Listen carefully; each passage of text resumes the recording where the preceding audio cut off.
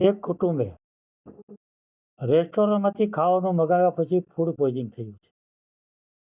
એમાં 5 વર્ષની એક બાળકીનું મૃત્યુ થયું છે, એવા સમાચાર છે. આ સમાચાર મળ્યા પછી આરોગ્ય વિભાગની ખૂબ મોટા પ્રમાણમાં કાર્યવાહી શરૂ થઈ છે. છેલ્લા 3 દિવસથી અખબારોની અંદર, મીડિયાની અંદર હું સમાચાર સાંભળી રહ્યો છું, વાંચી રહ્યો છું. આરોગ્ય વિભાગની કડક કાર્યવાહી. મારો પ્રશ્ન એ છે કે 5 વર્ષની બાળકીનું મૃત્યુ થયું, એની તટસ્થ તપાસ થવી જોઈએ. શા કારણે મૃત્યુ થયું છે? ફૂડ પોઈઝનિંગથી જો મૃત્યુ થયું હોય તો શું કડક કાર્યવાહી શું થઈ? પોલીસ ફરિયાદ થઈ?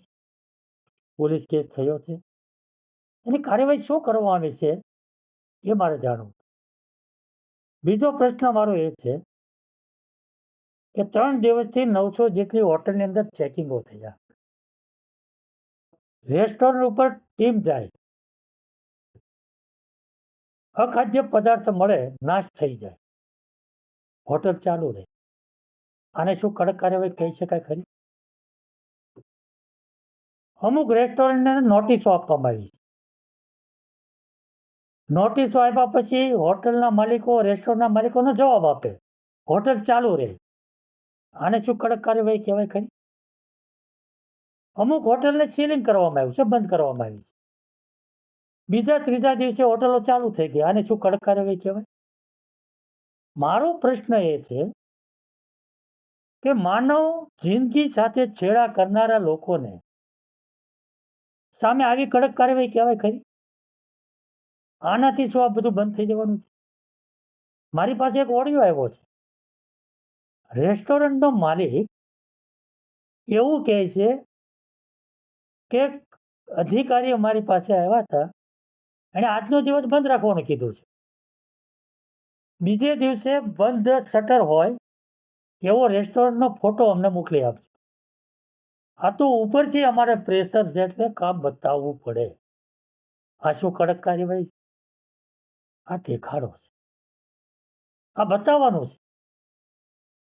આવી રીતે આ પ્રશ્નનો ઉકેલ નથી, આનો હલ નથી.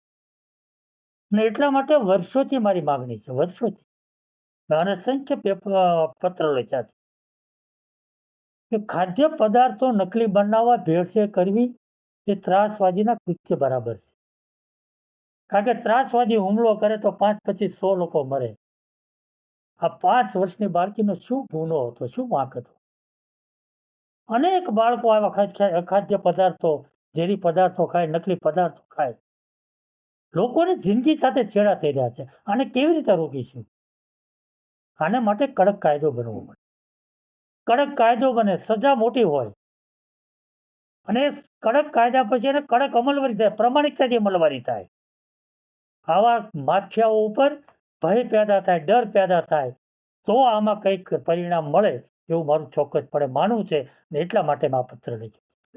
આપણે વિગત પણ મંગાવી છે કે કઈ કઈ એટલે એ કઈ છે ને એમાં શું ના, એટલે મેં જે કંઈ પ્રશ્નો ઊભા કર્યા છે એ મેં એટલા જ પ્રશ્નો ઊભા. આવી જે તમે કામગીરી કરો છો એનાથી આપણે પરિણામ શું મળ્યું છે? કેટલું પરિણામ મળ્યું છે? 900 જેટલી હોટલનું ચેકિંગ 3 દિવસમાં થયું તો દરેક હોટલમાં કંઈક ને કંઈક મળ્યું છે. કંઈક ને કંઈક મળ્યું. ગંદકી મળી છે, ખાદ્ય પદાર્થ મળ્યા છે, કંઈક ને કંઈક મળ્યું છે. તો આરોગ્ય વિભાગ અત્યાર સુધી શું કરતું હતું? આવી હોટલો કેમ ચાલે છે?